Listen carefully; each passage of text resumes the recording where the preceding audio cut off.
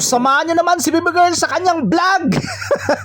Dahil pagkatapos ng kasal, may pupuntahan daw kami. Alamin natin kung saan ba ito. Bumili muna kami ng paper plate pati ng baso na plastic. Tara, let's go! Hindi ko rin alam kung saan ba talaga tayo pupunta. Ay nako, may mga plano naman sila na hindi natin alam saan ba talaga ito. At syempre ako, ang gagawin ko lang dito, magdadrive lang ako. At kung saan pupunta, susunod lang tayo. Grabe sa mga oras na to. Ay, bakit nagpunta kami ng kanan? Alam ko na kung saan kami pupunta. Maliligo pala tayo sa swimming pool. Pero syempre, samahan mo ko para may kunting kita naman tayo. Ay nako, kala mo talaga kung totoong may kita. Joke lang yon. At dito na nga tayo sa Kamunsawi. Ang bilis lang, di ba? Dahil ang ginawa ko, binirit ko na talaga. At syempre, panoorin nyo hanggang dulo para maging masaya naman ako. Dito nga pala, dead end na dito. Dito lang hanggang yung semento. Dahil sa unahan yan, rough road na. At kaliwa tayo ha, huwag kayo magkanan. Kaliwa tayo para tuloy-tuloy tayo sa swimming pool. Dahil dalawa ang swimming pool dito, yan siya, yung may tulay na yan. Swimming pool din yan siya, pero dyan lang yan hanggang sa taas. Ito kasi, doon yun ito sa likod. So doon kami maliligo sa likod. Dahil mas maganda daw doon kasi may pangbata daw. And of course, nandun na sila wala tayong choice. So talagang susunod na lang tayo. Nandun na pala sila. Sa mga oras na ito, medyo mainit na dahil 11 o'clock na kami pumunta. At siyempre, ayan, medyo rough road yung daan. No choice tayo kasi walang ibang daan dito. At pagkatapos niyan, ayun parang may problema. May ilog pala tayo na dadaanan. Nako, baka magtumigalbong tayo dito. Wala ka, malalim ba? Aalamin natin kung malalim ba talaga ito. At yun, ayun na. Ay, salamat. Medyo mababaw lang pala. At nandyan pala si Kuya Macau. Shoutout sa iyo, Kuya Macau. Dahil sabi ni Kuya Macau, kaya daw. Sige, tuloy tayo. Tuloy. Okay. Grabe, ang laki ng mga bato dito. Kawawa yung sasakyan pag nag-ulan dito. Ayun, singit lang. Dandaan lang daw. Pero kaya yan. Grabe, no? Medyo matagal na talaga ang init dahil nakikita mo na yung algae. Ibig sabihin, matagal na yung init dahil may algae na dito sa ilog na to. Ayan. Kaya ba? Pugaan mo na. Lala. Kaya yan ang pahimpayo.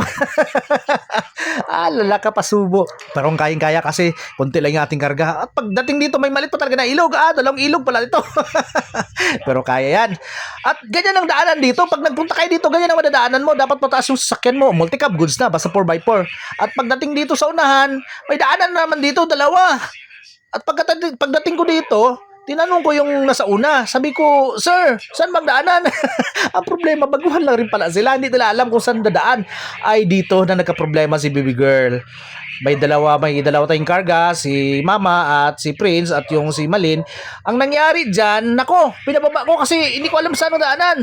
Dito kami dumaan sa kaliwa, sa kanan. Dapat doon pala sa kabila, sa kaliwa. Dapat pag magpunta ka dito, magpakaliwa ka kasi magandang daanan. Dito kami dumaan sa daanan na to dire-diretso. Ay nako, nakababa tuloy sila. Ayun, ang hirap talaga ng daanan dito. Nahirapan bumaba. Tingnan mo, napahirapan talaga. Hirap talaga yung payong natin. Ayan, sige, kaya. Pero bumaba na sila dyan. Ayun na, siyempre si Baby Girl at yung si Prince na tuloy na, di ba? Lakad. Ayan. Of course, siyempre, dahil hawak na lang cellphone, video, ay nagtumigalbong pa tayo dyan, na-stuck pa dahil medyo mahirap ang daanan. Pero kaya lang, at dumating na tayo dito. Ayun. Napagod din ako sa voice over natin. Tuloy kayo, wala yung putol yun.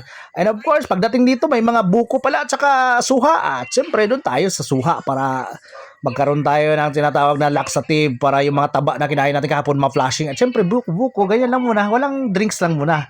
Buko lang muna kami ni Groom, di ba? Sarap, di ba? Cheers! Ay, napakasarap ng buhay sa mga oras na to dahil yung init ay napalitan na ng presko na buko. Syempre, napakasarap. Alam ko na mismo magbuko ka na rin dyan. Ay nako, yung buko pa sponsored by Rempes, mga batos ni Sir Alex. Salamat sa sponsor sa buko sa nag-akyat. Saludo sa iyo. At siyempre si Baby Girl nakatatong buko, sarap na sarap dyan, di ba? Di ba? Fresh na fresh pa yan Fresh from the farm. Dito yung mga bata naligo na sila, pero si Baby Girl hindi na naligo kasi siyempre mainit na yung katawan mo, mamaya mag-shot. Sa bahay na tayo maliligo. Rason kay kambing. Ay nako, at siyempre si Baby Girl nakarami na talaga ng buko. Buko lang ng buko, pero gawin natin yung inumin, i-magic natin yan sa ating magic. Grabe na magic na. Ay nako, magic hero si Baby Girl. Ay nako, sana nandiyan ka pa, pinapanood mo pa yung video ka, mapa pa to. At ayan, nakita natin yung ating kaibigan, yung BOD ng Midpoint Service Cooperative. Ayan o. Yes sir, saludo sa sir. Napadaan lang. Siyempre, kaway-kaway. Ayun sa mga tropa, sa mga followers. Sa kaway-kaway lang, napadaan lang ako dito.